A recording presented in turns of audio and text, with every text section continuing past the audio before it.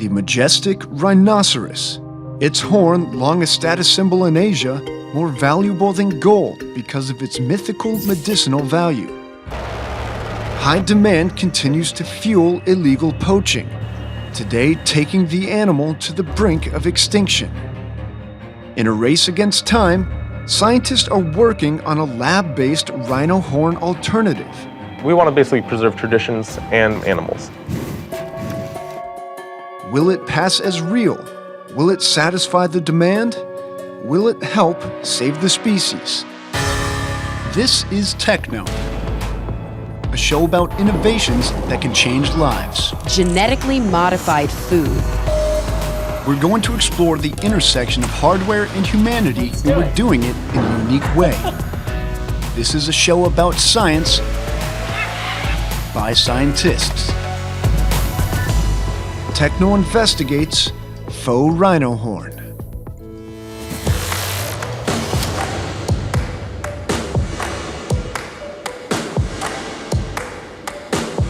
Hey guys, welcome to TechKnow. Joining me today, Costa Gramatis and Marita Davison. Now, in this episode, we're talking about a very unique but very controversial new effort to save the rhinos. And of course, it's trying to save them from that illegal horn trade that is just decimating their populations. Yeah, that trade is completely devastating rhinos. But this story starts with a company that's based in San Francisco, and they are literally cultivating rhino horn in the lab, fake rhino horn, that they are aiming for it to be completely indistinguishable from the real thing.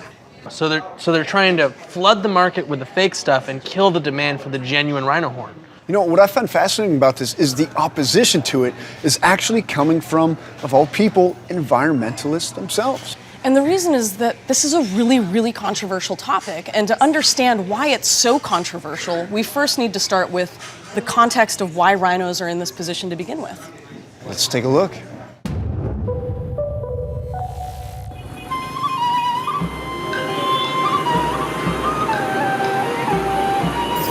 Modern-day Hanoi, the capital of Vietnam, is a city of contrasts. It's where consumerism meets communism, and where Western tastes mingle with ancient traditions. Like this one, the mistaken use of rhino horn for medicine. This horrifying practice is usually conducted in the shadows of the black market. This is a very valuable product. You know, it sells for more than the value of gold by weight in Vietnam. The result, this. The demand for rhino horn has poached the species to the brink of extinction. Her face is essentially hacked off. So why in the 21st century are ancient myths still continuing to threaten an entire species? It started with an ancient misguided belief that horns cure disease. But today, it's much more than that. In some Asian cultures, acquiring a rhino horn is a status symbol, especially in Vietnam, where there's more new wealth and more use of rhino. Here, it isn't just used the way the previous generations did. This group of friends mixing it with their drinks during a night of partying. Uống cái sừng tê giác này thì có thể là đủ cái uống, các anh uống rất là nhiều nhưng mà không có cảm giác là say. A recent report by Traffic, a wildlife trade monitoring group, suggested the use of rhino horn amongst wealthy urban Vietnamese men is now one of the major drivers of rhino poaching. With demand high, prices are soaring. This man told us he could afford the habit. Traditions don't die here. They take on new forms. Kiếm sừng tê ở Việt Nam rất dễ, thậm chí bây giờ có thể đi mua ngay lập tức. Thế nhưng mà thật giả thì không dám chắc. Rhino horn is illegal in Vietnam, but TechKnow arranged a rare on-camera interview with this former user. Thế thì phải nói cái xuất xứ, tức là bạn anh có cái sừng tê và đã từng mài và chữa bệnh cho cũng bố của bạn, mẹ của bạn anh, và cụ đang là từ một người gọi là không đi được. Do bệnh thần kinh, yếu thần kinh, thì sau khi dùng sừng tê trong khoảng 1 tuần thì cụ đi được. Còn He told TechKnow that he used it to treat an illness that left scores of lumps on his arms, but quit after 2 years when it failed to produce results. Sadly, the facts do not support a single health claim surrounding the horns. In fact, rhino horn is made mostly of keratin, the same protein found in human finger and toenails. Our mission is basically to end poaching through the synthesis of basically artificial rhino horn. One of the latest and most controversial strategies to stop the use of rhino comes from a tech startup in San Francisco called Pembient. George Bonacy is an analytical chemist and one of the co-founders of Pembient. They say they want to disrupt the illegal rhino horn trade by flooding it with an alternative. I know that what you're aiming for is what's called a bio-identical product. Yes. What does that mean? It basically means that you would not be able to tell by any analytical chemistry method or DNA method or anything like that, whether it's wild or whether it was cultured or made in a lab. He walked me through some of the initial steps it takes to reverse engineer rhino horn. The first step is to produce keratin. Everything has to be sterile, so we'll put some gloves All on. right. You don't want any of your DNA getting in there, or who knows what'll happen. So what do you have in this box here? So these are a lot of gene candidates. This came from this giant database of the entire genome for a white rhino. And now we're going through and trying to eliminate this gene codes for hair, this one codes for fingernails, this one codes for maybe a rhino horn keratin. It's been a process of trial and error, but Bonacy says he's identified the gene believed to be responsible for rhino horn keratin.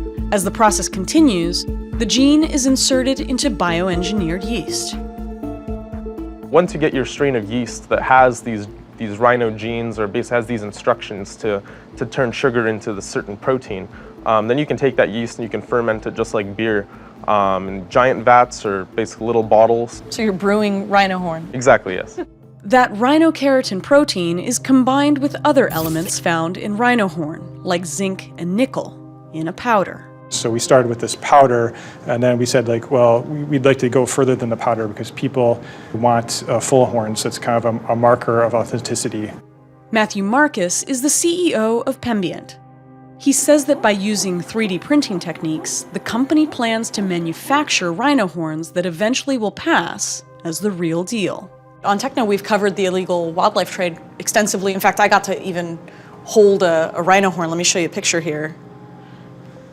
So that's a fairly large rhino horn. Are you saying that your product will eventually look exactly like that? Yes, that's what we're aiming for. We want to build something that is macroscopically, microscopically, and molecularly the same as a rhinoceros horn. And by flooding the market with its biofabricated horns, Pembient has lofty goals, suggesting the prices for rhino horn will drop dramatically, reducing or even putting an end to poaching. When the price, gets below a certain level, there really is no more incentive for people to go out into the field and actually poach these animals because it's an arduous process, and it's also one that they're risking their freedom, their life to do. It's a provocative idea that has drawn criticism from many on the front lines of conservation. They view Pembient and other companies seeking to biofabricate wildlife products with suspicion. They're trying to do it to make money, and I think that's their primary goal. John Baker is managing director of WildAid, an environmental group that works to convince consumers to stop using endangered wildlife products. You can change people's attitudes, especially in a country like Vietnam where so many of the people are young. What we don't want to do is now give the young people a reason to start using rhino horn because, it's okay to use rhino horn. But Pembient says it's a matter of economics, and putting more lab-made rhino horn on the market is what will ultimately save the rhino.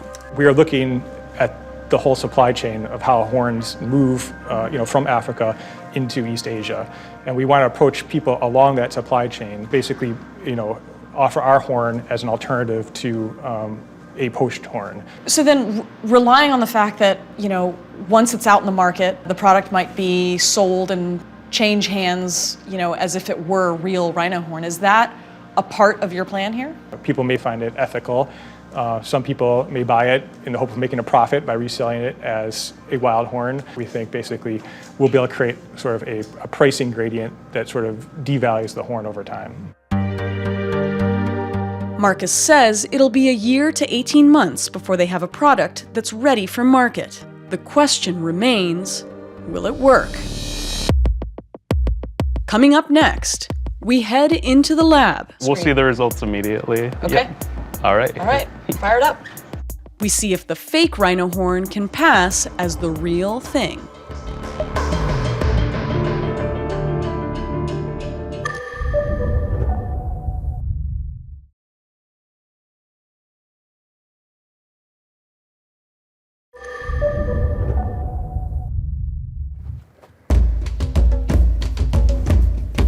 Three rhinos are killed a day in South Africa. The poaching has gotten so bad that the species will be extinct within 5 to 10 years. For some, it is a goal that combines science and conservation, the biofabrication of one of the most illegal substances in the world. How will you know when you're there? Right now, our benchmark is to pass any test that any laboratory you take the horn into would do. So TechKnow put it to the test, taking a Pembient powder sample to see how closely its current prototype matches up with the real thing. So here's a little sample we prepared for you. If you to take this and test it spectrographically, it should be identified as rhinoceros horn. All right. We take the powdered sample for independent analysis at this commercial lab in Seattle, started by a former University of Washington engineering professor. They specialize in materials identification, of everything from biological samples to industrial chemicals and consumer products. So if someone is going to spend a ton of money on rhino because it's super expensive, they might want to get it tested in this way. Yes, and this would certainly be a good way to do it. Dr. Michael Pomfret is the chief materials chemist here. This is the actual lab.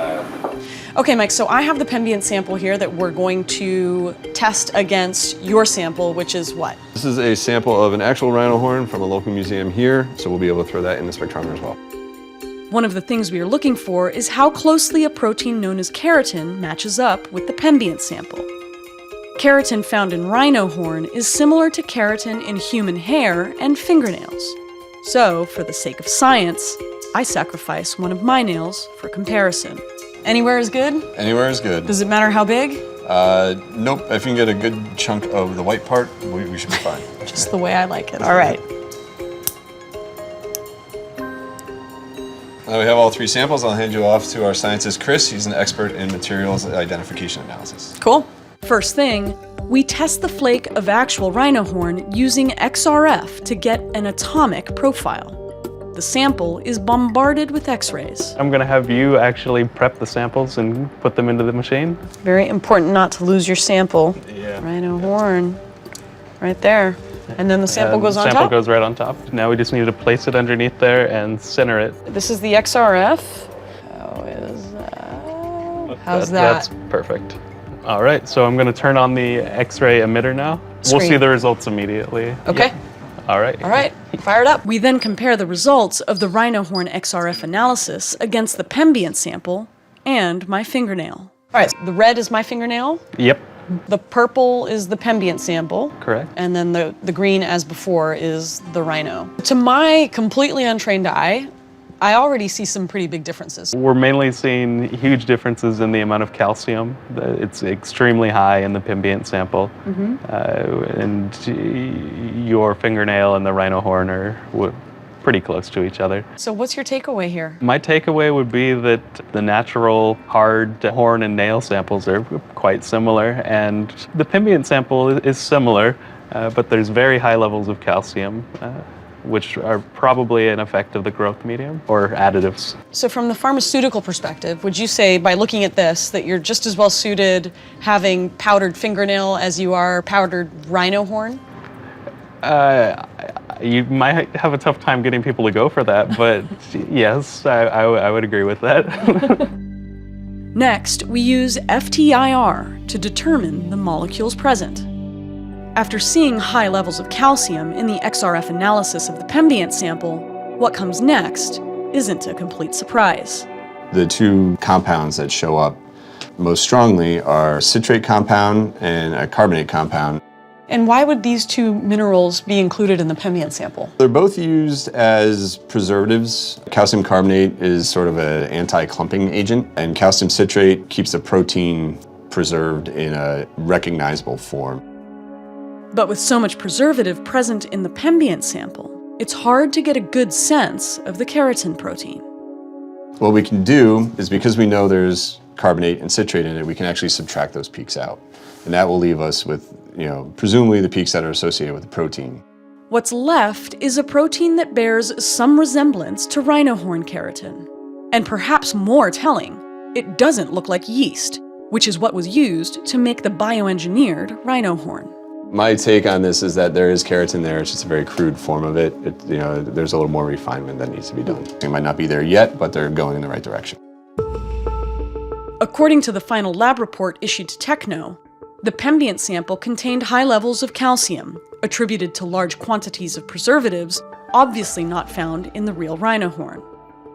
TechKnow reached out to Pembient for comment.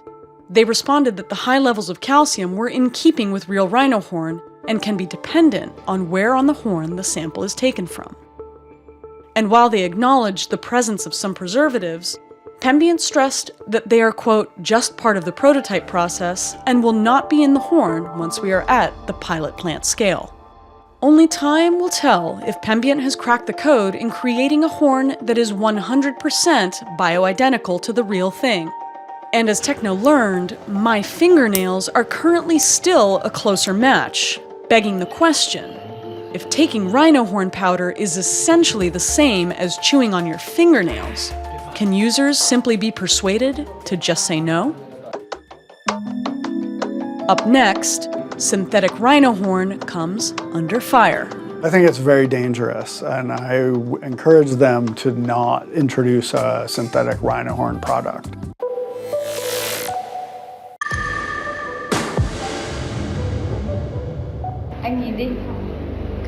Rhino horn, ground to a powder and used for treating disease, has been a medicinal myth for centuries. Today it continues to command a greater price on the black market than diamonds, gold, or cocaine, approximately $1,700 an ounce. And it's mainly because of demand from one country, Vietnam.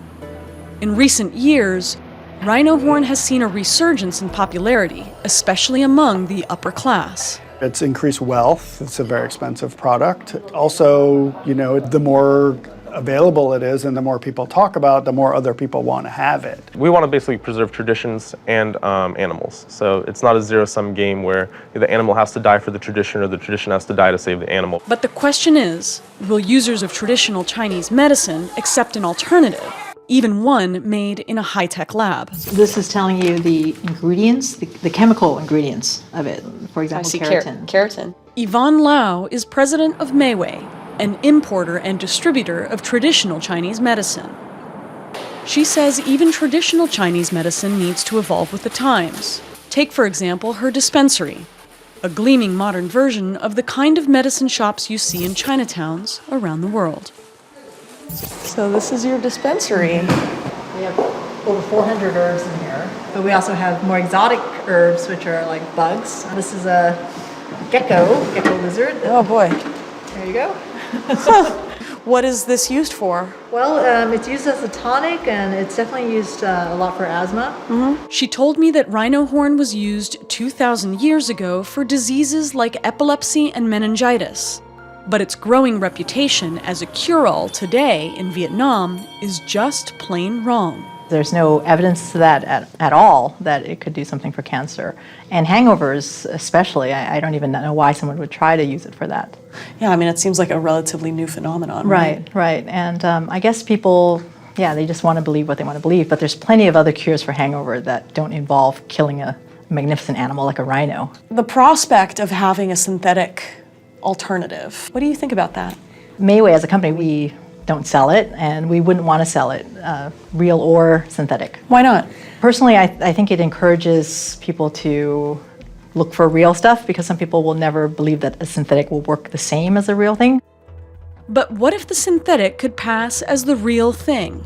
That is what Pembient is banking on to drive prices down. I think it's very dangerous, and I encourage them to not introduce a synthetic rhino horn product. It sort of legitimizes rhino horn right at a time where we're making progress. Instead, Wild Aid is enlisting celebrities to help get the message out with TV commercials like this one. Together, we can save our wild rhinos. When the buying stops, the killing can too. But in spite of their efforts, each year the numbers of rhinos slaughtered continues to climb. 2015 was the worst year on record, with at least 1,312 of these animals killed. Đặc biệt người Việt Nam cứ nói cấm trẻ em dưới 16 tuổi, tức là có nghĩa trẻ em phải đi. Nó tìm cách nó đi. Đấy là một cái thực tế ở xứ mình. But this Vietnamese man says education won't deter users. Tức là không nên tuyên truyền rằng là sừng tê chỉ có cấu tạo của sừng tê như móng tay với tóc người các thứ. Tại vì cái quan trọng không phải là vấn đề cái chất nền, mà người sử dụng luôn luôn tin tưởng vào một cái chất vi lượng ở trong sừng tê. And it's the demand of diehard users that Pembient believes it can satisfy without hurting rhinos. All these demand reduction campaigns may not necessarily work, and so we're trying to see if we can develop other tools. This is a technological inevitability. It's going to happen no matter what people say. We call it conservation 2.0. Now, Matthew Marcus of Pembient has called the approach conservation 2.0, referring to the fact that we need to have new, innovative approaches brought to the table. What do you think? I'm all for innovating, and I'm all for coming up with new ways to solve these problems. I just don't think this is a particularly effective solution. And I think one of the dangers is that we promote this idea that technology is going to save the day, and we take our eye off the ball. It lessens the urgency. The clock's ticking, and we really need to simplify the path to the solution. For rhinos, the clock is ticking. That may be the only thing that the two sides can agree on. Whether Pembient will succeed in both its biotech and conservation goals is also something only time will tell. At stake, the future of a species. You know, guys, this story was actually really hard for me. I mean, I'm a conservationist, and I understand how dire the situation is for rhinos, and so this kind of approach that's really innovative, almost disruptive, makes me a little nervous. Why does this type of approach make you nervous? Well, to me, the idea of driving down prices by completely swamping the market with a fake alternative, it raises a bunch of questions about, well, are we just going to increase demand? Are we going to find new uses for this product and then potentially drive people to continue to poach or poach even more? Yeah, this seems less like a science experiment and more like an economics experiment. Yeah. And just to see what happens when you mess with that supply. But I will say, the good thing in this is, let's say that experiment goes wrong and they find it increases demand, maybe they can just pull back. Do you have any idea if they'd be willing to do that? I think they would, and I hope that they would, because one of their main goals is to stop poaching. One of my big concerns was, how are you going to be able to prosecute poachers? People are trading the real rhino horn. If we have this market flooded with the fake stuff, how are you going to be able to distinguish? So you have to think about it this way. This is such a complex scenario that we have here, right? We're talking about international syndicates. The supply chain is infinitely complex, and law enforcement is already overburdened at every step of that supply chain. So Pembient's solution, at least what they're proposing, is to insert what they're calling a genetic watermark into the product, whereby only law enforcement would be able to scan a product and be able to know what what that watermark looked like. I think that is a very idealistic solution to it. I mean, if you look at poaching in general, corruption is at every level. That secret's going to get out. Somebody else is going to figure it out, and then it can really mess with that supply that's out there. This really is another reminder that when it comes to our environmental challenges, one size does not fit all. So we're going to have to keep our eye on this one and see how it goes. Thanks for watching this episode of TechKnow. We'll see you next time.